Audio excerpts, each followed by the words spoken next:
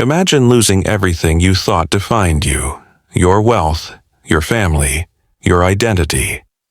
This woman's journey of resilience is a powerful reminder that even in the darkest of times, hope and strength can emerge. Maya Jensen once had it all. A corner office in downtown Chicago, a penthouse view of the skyline, and a last name that opened doors. As the daughter of a real estate mogul and a tenured professor, Maya was destined for success. And for a while, she lived it. Fast cars, exclusive parties, and a fiancé whose Rolex gleamed as bright as their future. But life, as it does, doesn't always follow the script. It began with her father's arrest, federal charges, fraud, embezzlement. The media storm was merciless. Her mother, unable to bear the shame, disappeared into silence and wine. Her fiancé vanished just as quickly, and the business world turned its back. Her accounts were frozen, assets seized. In the space of 3 weeks, Maya went from a Forbes feature to sleeping in the back seat of her 2017 Volvo. No one cared about designer handbags when you showed up at a diner asking if they were hiring. For the first time in her life, Maya found herself working double shifts. First at a greasy spoon cafe in a neighborhood she'd once looked down on, then at a 24-hour gas station, sweeping floors and stocking shelves. The days were long, her feet always sore. Her nails, once manicured weekly, were chipped and raw. The nights were harder. She'd park her car under a streetlight and read until sleep came. No more luxury, no more certainty, just a survival.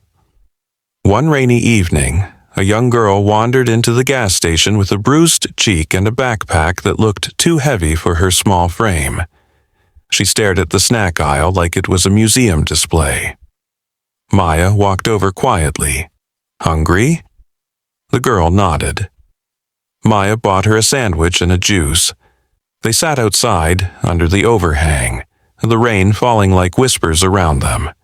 The girl's name was Lila. She'd run away from a foster home, scared and tired.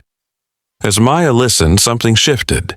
She saw herself, not in Lila's story but in her eyes, that longing for stability, that hunger for kindness. That night, Maya didn't sleep. Instead, she called a nonprofit she'd seen on a bulletin board. By morning, she was helping place Lila with a youth support center. It was the start of something new. Maya began volunteering when she wasn't working, mentoring girls like Lila, lost, overlooked, craving guidance. She started attending community college courses at night, studying social work. It was hard, grueling at times, but she felt something she hadn't in years: purpose. Word spread about the woman with the expensive vocabulary and cheap shoes who showed up every day with kindness and fire. One nonprofit offered her a job, then a scholarship. She began writing essays about recovery, about privilege, about falling and standing back up. 3 years later, Maya stood at a podium in a worn gray suit, her name printed on a conference banner.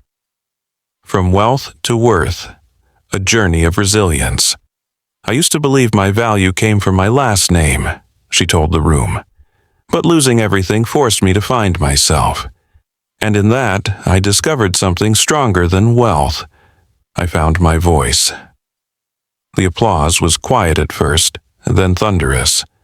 Not because she was famous, but because she was real. Today, Maya still doesn't own much. Her apartment is small, her car old, but her heart is full.